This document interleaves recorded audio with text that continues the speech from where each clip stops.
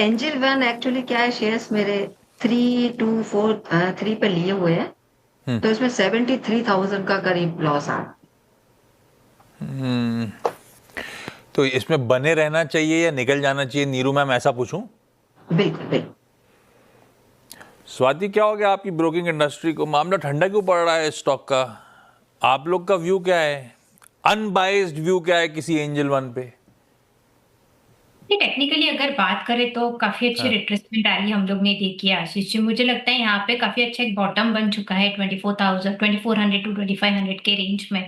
तो यहाँ से एक हमें पुल बैक रैली देखने मिल सकती है। सिर्फ उसका काफी एलिवेटेड लेवल्स पे बाइंग है, वही मेरे इनिशियल टारगेट्स बन रहे हैं 3200 के लेवल्स का। हो सके तो यहाँ पे आप एवरेज आउट कर सकते हो ताकि आपका बाइंग प्राइस नीचे आ जाएगा।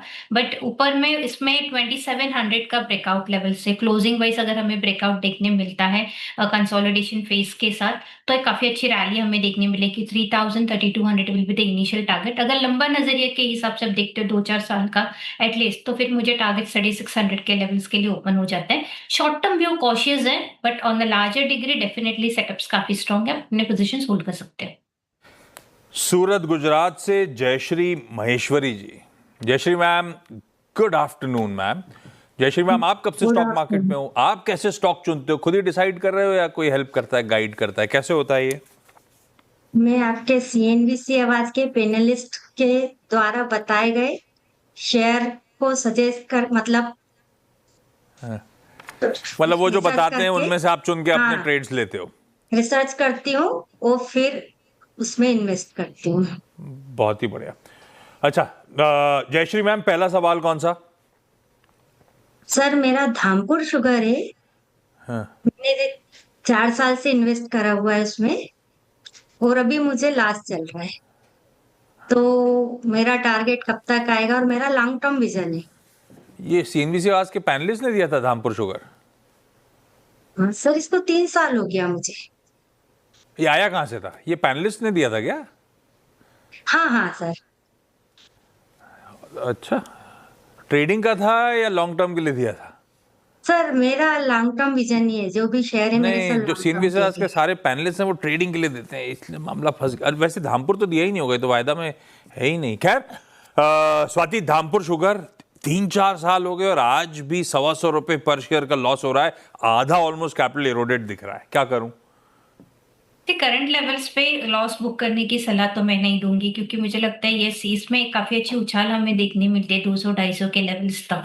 वहां तक उछाल देखने मिलते हैं। नीचे में अभी काफी अच्छे सपोर्ट्स बन चुके हैं 110-115 के लेवल्स, तो वो एक स्टॉप लॉस रखे आप अपने लॉन्ग पोजीशंस होल्ड कर सकते हो। अगर कोई भी उछाल आते हैं 200-250 की रेंज में, तो आप एक्सिट कीजिएगा। मुझे नहीं लगता कि आपके लेवल्स तक इतना वेट करने की जरूरत होगी। आप यही कैपिटल दूसरे स्टॉक्स में डालिएगा, कोई निफ्टी 50 काउंटर्स पे, जिसमें आपको डेफिनेटली अच्छे प्रॉफिट्स देखने मिले। तो सेल ऑन राइज स्ट्रेटेजी अपनानी चाहिए धामपुर शुगर में। अभी नहीं बेचना है, पर उछाल में जब लॉसेस रिड्यूस हो रहे हो तब निकलने के मौके ढूंढेगा। स्टॉक को ज्यादा रखने की जरूरत नहीं है। जयपुर से रजनी रोलानिया जी जुड़ती हुई। रजनी मैम, हाय, गुड आफ्टरनून। रजनी मैम, हाँ क्या करते हो जयपुर में गुड आप, और आप कब से स्टॉक मार्केट में हो? मैं 1 साल से स्टॉक मार्केट पे आई हूँ और उसके बाद से ही स्टॉक मार्केट की हालत खराब हो रखी है। आप ही का इंतजार था। पिछले साल सितंबर में हाई छुआ था, एक्चुअली 11 महीने हो गए, वो भाव दिखे ही नहीं अब तक। बिल्कुल टफ रहा बिल्कुल। आपके लिए पूरा पीरियड। रजनी मैम, पहला सवाल कौन सा? ये वेल्सपन कॉर्पोरेशन लिया था मैंने 939 पे 50 शेयर्स। और रजनी मैम, ये लिया क्यों था? लॉन्ग टर्म का सोच के लिया था या ट्रेडिंग करी थी, फंस हाँ, गया? लॉन्ग टर्म का सोच के कि कंपनी अच्छी है हाँ। एंड अच्छा करेगी। सो यही कितना ध्यान टाइम हो में गया कि लिए हुए? अभी ये तो मैंने 1 महीने पहले लिया है, ये सोच के कभी अच्छा करेगा मार्केट हाँ, भी एंड कंपनी भी अच्छा करेगी। ठीक बात। Welspun corps, Swati, long term के लिहाज से लिया हुआ है, सही है क्या ये आइडिया? आशीष जी, काउंटर्स काफी स्ट्रांग है, नो वंडर हम लोग काफी महीनों से इसमें सेल ऑफ नजर आ रहा है। बट अगर आप मंथली चार्ट देखोगे लार्जर डिग्री पे, तो ट्रेंड सेंटिमेंट अभी भी पॉजिटिव है, अपवर्ड राइजिंग चैनल में चल रहा है, high tops high bottom formations में मेजरली सपोर्ट्स ब्रेकडाउन्स नहीं होते हुए नजर आ रहे, थोड़े रिट्रेसमेंट होके देन अब वापस अपसाइड रैली हमें नजर आ रहे हैं। और कोई मेजरली हायर लेवल्स के बाइंग नहीं है, मुझे लगता है उनके भाव डेफिनेटली हमें वापस देखने मिलेंगे। ये स्टॉक में क्षमता है 972,000 के लेवल्स वापस टेस्ट करने की। तो मेरी राय यही होगी कि आप होल्ड कीजिएगा, नो नीड टू वरी, आपको डेफिनेटली प्रॉफिट्स ये पर्टिकुलर स्टॉक्स में देखने मिलेंगे। 970 और 1000 के टारगेट्स यहाँ पे दिखाई दे रहे हैं। एक एक सवाल क्विकली और करा जाए। नीरू मैम, एंजल वन के बाद अगला सवाल। या ये जो है ना, अपार इंडस्ट्रीज और कॉनकॉर दो थे जो मैम देना चाहते इसका जवाब। ये अपार कॉनकॉर पकड़ लेते हैं। कॉनकॉर कितने पे लिया हुआ है, कितनी क्वांटिटी है? एक्चुअली 923.40 पे लिया है और क्वांटिटी 100 शेयर्स की है। जहां जहां पेन है नीरू मैम वही स्टॉक्स हाईलाइट कर रही हैं। तो नीरू मैम ने कंटेनर कॉर्पोरेशन लिया हुआ है। स्वाति, क्या करा जाए? काफी नुकसान है। ये कंटेनर कॉर्पोरेशन में डेफिनेटली हम लोग ने काफी अच्छी सेल ऑफ रैली देखी है लास्ट 1-1.5 साल से, बट ये लेवल्स काफी अट्रैक्टिव है to take the fresh long positions पे, क्योंकि ओवरसोल्ड जोन में ये पर्टिकुलर स्टॉक है तो डेप्थ काफी लिमिटेड है अभी।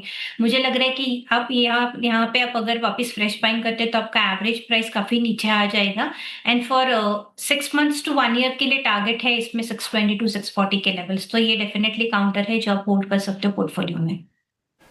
जयश्री मैम, धामपुर शुगर के बाद अगला कौन सा? सर RVNL पे मेरा 122 की प्राइस पे परचेज किया हुआ है और इसका लाइफ टाइम हाई कब आएगा और मुझे इसमें प्रॉफिट बुक करना चाहिए कि नहीं? साल का चार्ट दिखाइएगा, कितनी दूर है हम लाइफ टाइम से, दिखाइएगा। बढ़िया एक्विजिशन प्राइस है 122 की। स्वाति, ये मुनाफा बांधने वाला स्टॉक है या बने रहे अभी और दमखम है और गेन्स मिल सकते हैं? जी काफी अच्छे लेवल्स पे उनके बाइंग हो चुके हैं, बट जिस हिसाब से ये मोमेंटम रैली अभी हम लोग सेल ऑफ साइड नजर आ रहे हैं वो मुझे लगता है कंटिन्यूड हो सकती है। इफ पॉसिबल आप प्रॉफिट स्टॉप लॉस रखिएगा 300 रुपीज का, काफी क्लस्टर सपोर्ट जोन है, तो 300 के प्रॉफिट स्टॉप लॉस रख के आप अपने लॉन्ग पोजीशंस होल्ड कर सकते हैं। अगर कोई भी उछाल की रैली आती है तो हमें इसमें देख रहे हैं काउंटर्स में कि 200 DMA टेस्ट करते हैं जो कि 400 के आसपास है, तो वहां तक एक रैली हमें देखने मिल सकती है। तो करंटली होल्ड कीजिएगा, बट प्लीज 300 रुपीज का स्ट्रिक्ट प्रॉफिट स्टॉप लॉस रखिएगा and carry your long position. Okay Rajni ma'am, अगला सवाल।